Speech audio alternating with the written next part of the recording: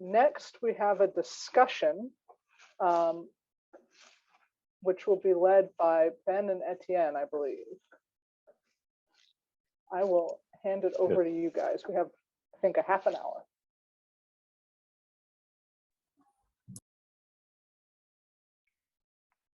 Yeah, so now is the time that we've been given to discuss synergies, what we would like to use Roman for and with the observatories.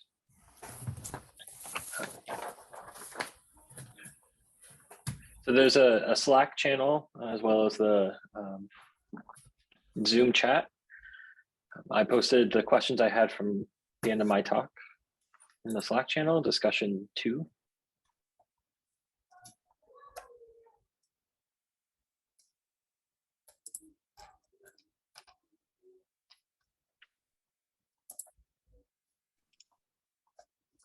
Maybe go ahead and share, Ben. Okay, yeah, I can pull it up.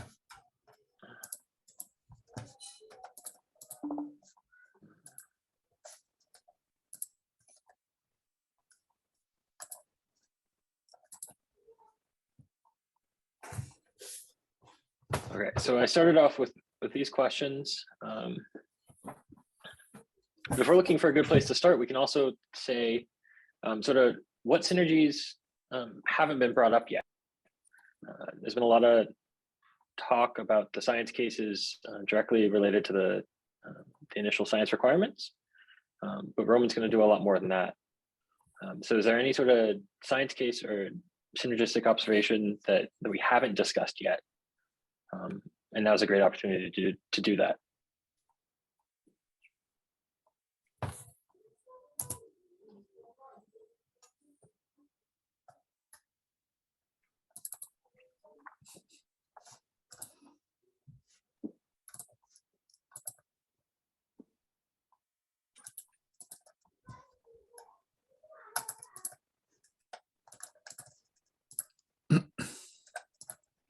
Folks should feel free to barge right in.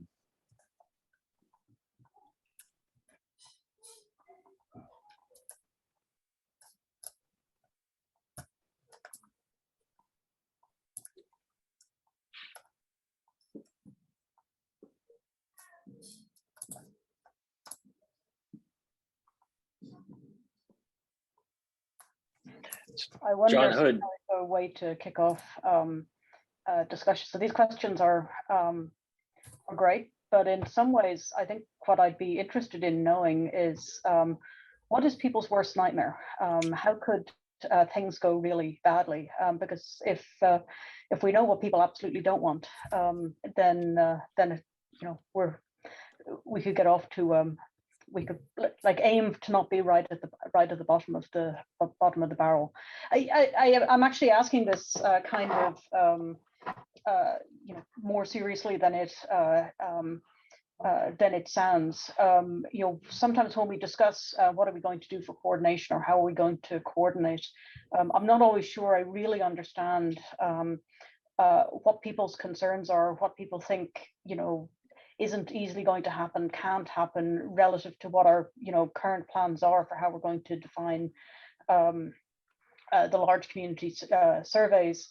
You know, there's potentially also aspects of coordination that apply to you know, ambitious general astrophysics surveys, which, you know, we're probably not going to be able to deal with, you know, this far ahead of the first general investigator call, but it would be helpful to hear a little on what people are concerned could go really wrong. I mean, how could we leave a lot of science on the table?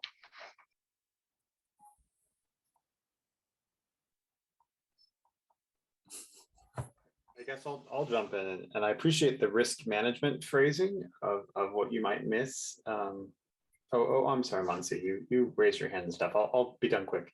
But I think that's not how most of us think about the scientific opportunities.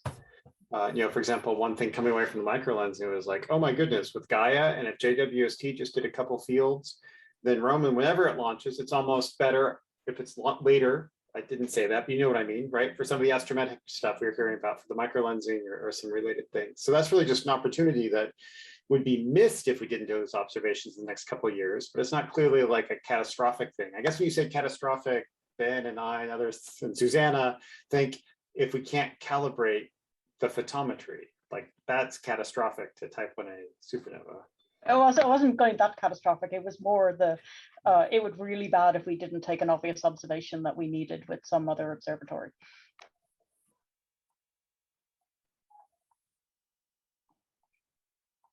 Monty, do you want to join in? Yeah, sure. So I don't know if Michael's point was done. Go. Yeah. Okay. Just adding to the list of sort of nightmares scenarios or catastrophic scenarios is sort of outsourcing science to one observatory. And let me just pick on the kilonova example for electromagnetic counterparts to gravitational waves. I think that is something where we have one event, and there's a lot that we learn from this one event, but we really need to keep a very open mind as to what the next 10 events will have to offer. And if we sort of accidentally try to outsource this entirely to Ruben and say the first event was hot and blue, so let's just make Ruben do all the hard work of discovering this and looking for that bright blue emission, I think we'll be leaving a lot of science on the table, because there is good theoretical motivation that suggests that many of these events may actually be really, really red. In particular, neutron star black hole mergers, or even binary neutron star mergers, where the mass ratios are very high, or the remnant lifetimes are very small, or the lanthanide fractions are high. And so in this sort of synergy discussion, I think it's prudent to sort of again keep a very open mind as to what each wavelength is going to offer, and not leave it to not take too much away from the first event, and sort of keep an open mind as to a sort of more balanced approach here, so that we can really learn the full story.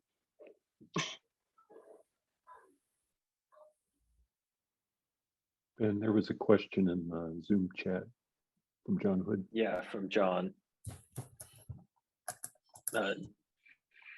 John Hood asked, are there any thoughts on the synergies with meter wave observations in the future? And I don't have any thoughts on that. So if anyone else has any thoughts on that.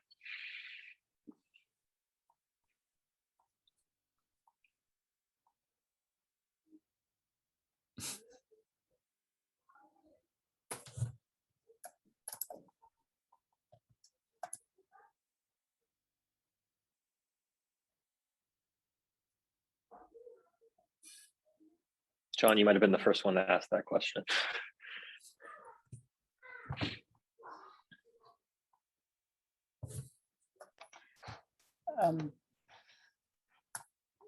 Another question that could be asked is, are there other observational resources we need now to be able to appropriately plan Roman observations in the future?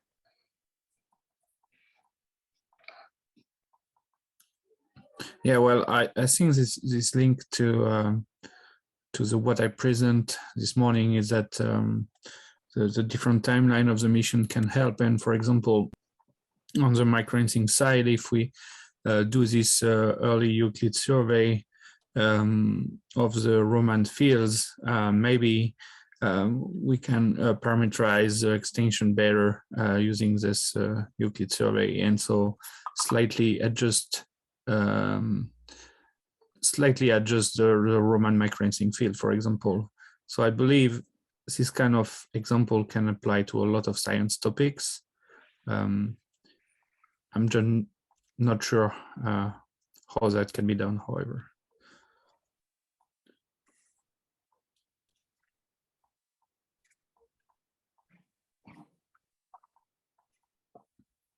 And I think another topic of discussion which is of interest is something that came out from this Euclid Rubin derived data product is to be able to merge and make the data and to make common analysis.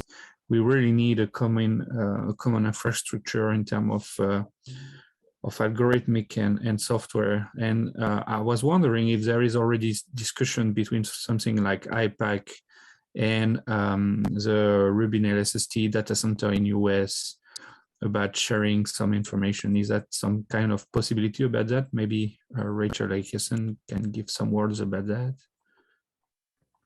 Are you asking about sharing data, or are you asking about more algorithms? I mean, so as Julie and others have said, the Roman data goes public very quickly. Yes, I understand, but some part of LSST data will be public as well. So I was wondering if you already have discussion, I don't know, to, for example, if you detect a transient in Roman data, that you can give the location to LST to make force photometry or something like this.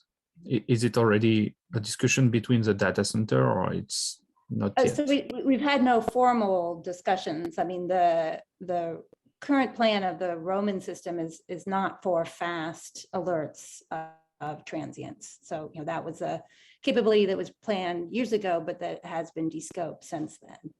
So, you know, given that lack of fast identification, you know, I guess we'd have to figure out what's the right level of interactions.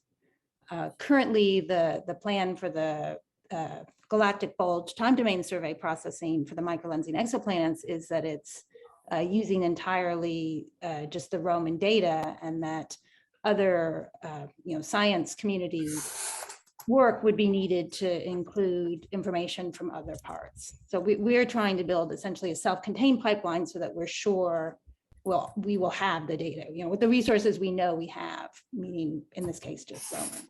But it's, you know, it's an interesting question of how quickly do the alerts need to happen for it? You know, can we use someone else's, can someone else, sorry, take what we are producing and do alerts, or is that just going to be too slow? Pardon, what's the rough timescales we were talking about in fast and slow? Are we talking difference of minutes? Well, so the light curve, so, you know, just the photometry, I'll say, quote, just the photometry of, you know, these hundreds of millions of stars that people talked about this morning, should be available, if I'm adding up all the dates, 5 days from observation, you know, maximum. That's, you know, that's like the requirement. So in the archive and available. But going back and actually figuring out microlensing events, that's, you know, we're not going to have, you know, 100 graduate students chained to their desks every night looking at these curves. And so, you know, it could be weeks, or in some cases in subtle events, even months before those are tagged, right? The science goals are the demographics and not, and so it's about identifying the whole set and not trying to do it in real time. So we can't get real-time planet caustics? That is not funded, no. But we have to keep in mind here, we're not only speaking, sorry, microlensing, but we try to speak of all the science topic possible. All kind of transient, all kind of science. Yeah, so all the objects, whether, you know, however they've been identified, the photometry for everything in that field is going to be available on that timescale. And, you know, I see it as one of the places for the community to get involved, is to look for other kinds of transients, to identify those, to characterize those.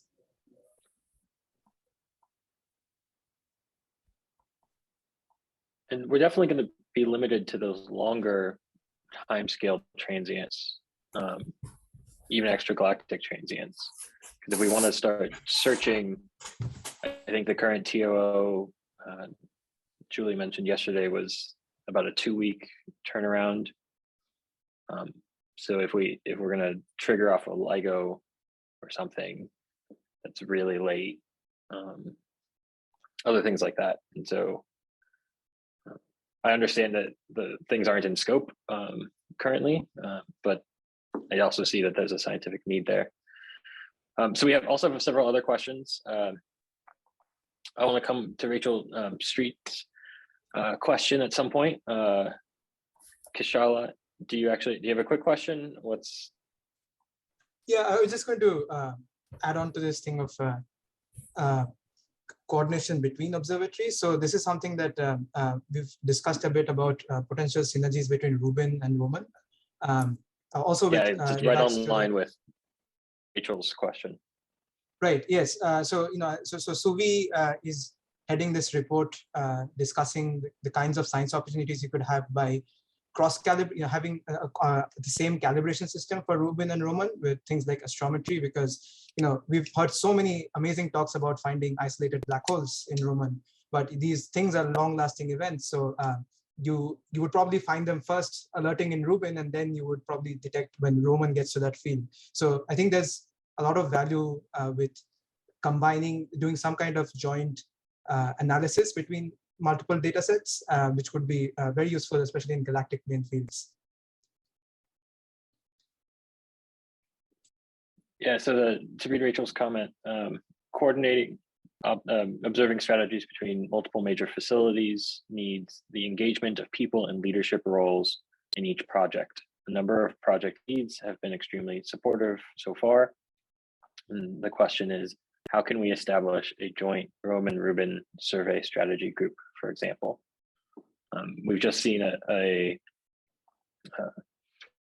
Rubin Euclid task force through the derived data products.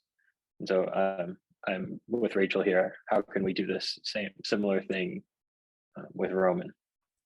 And I think Julie raised her hand, sorry. Yeah, so I mean, there's two parts to that. I think the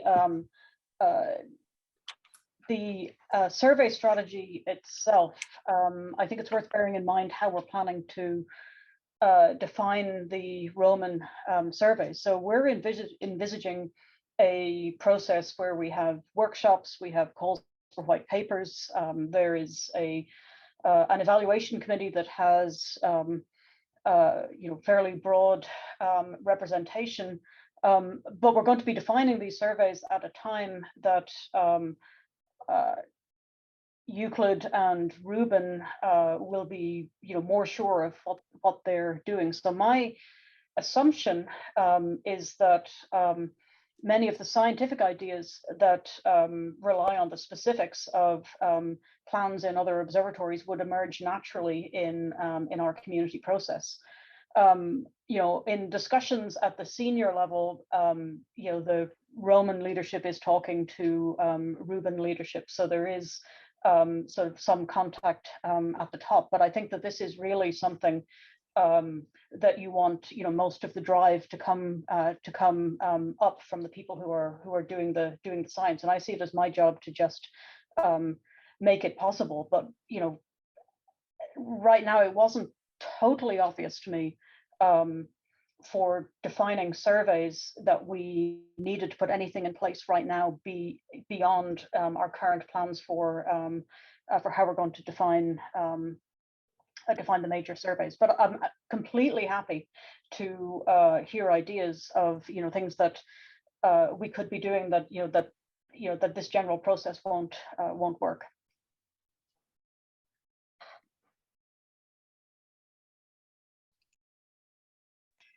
And the second aspect is, and I think this is, in some ways maybe more interesting, is on the details of how you would actually combine Roman and Rubin data, which is, I think was touched on in the Euclid Rubin group.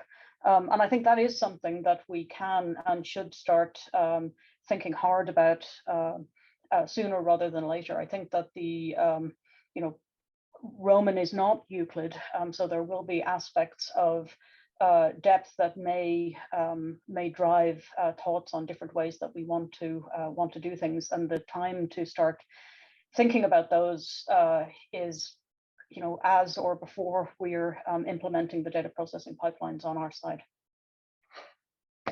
What I'm hoping is that once we select the new set of science teams that we'll set up, groups, sort of joint working groups where there's sort of technical topics that are common to multiple science themes.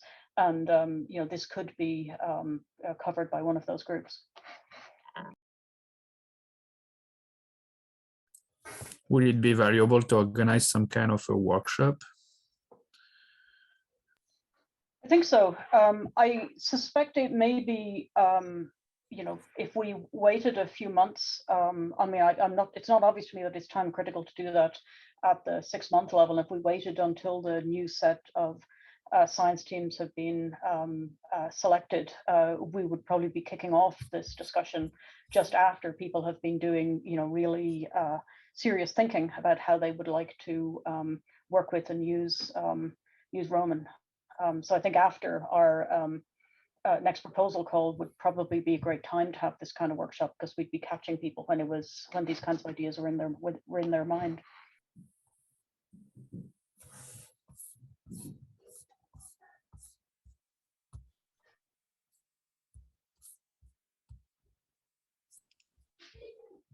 And Etienne, there was a question from Mao Suzuki in the Slack. Yeah. Yes. So now is talking about the deep field, or deep fields in general, I think, and asking about how we can coordinate multiple wavelength observations of those fields.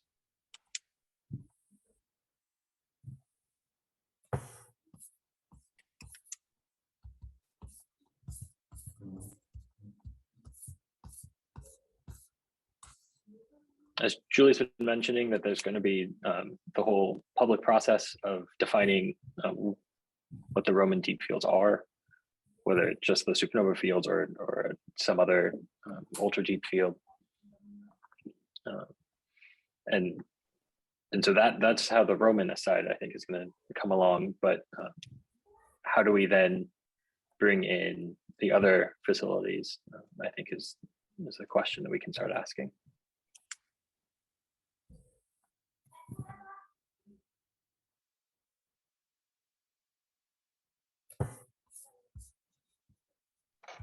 Yeah, I think that actually is another good topic for people to be really thinking about. That if we,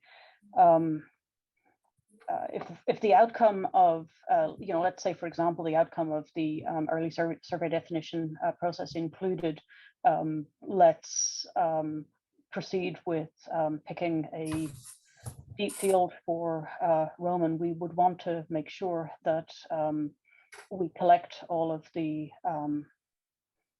other data sets while we still can, because we can't necessarily assume that something like Chandra is going to be around when the actual observations themselves are taken with Roman.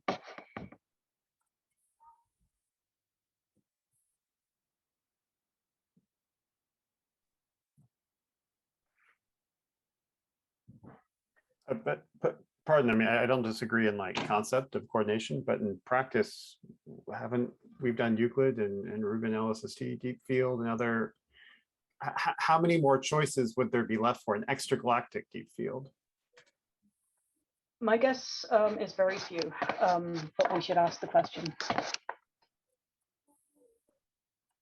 Julie, do I remember correctly that it was around 2024 that you were expecting to have the survey design process take place?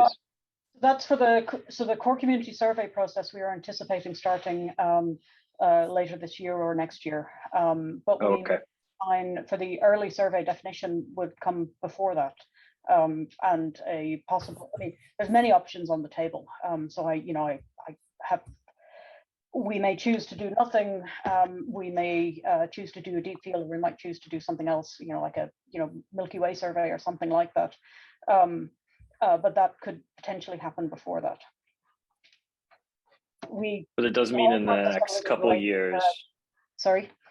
But it does mean in the next couple of years we will have a much better idea of what fields Roman will actually be looking at. Yes,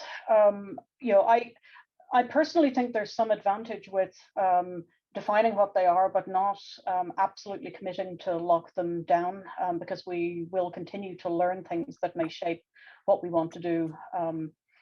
But if, yeah, I mean, you have to get going and pick something.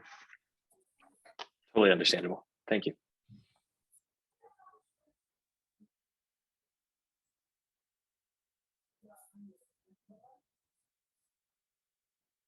So I think we've got about 5 more minutes before lunch.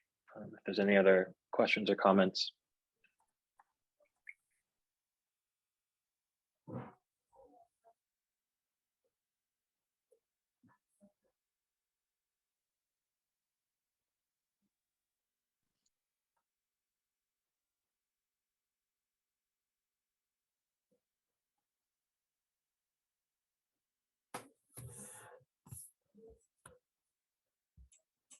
You don't have to go to full time.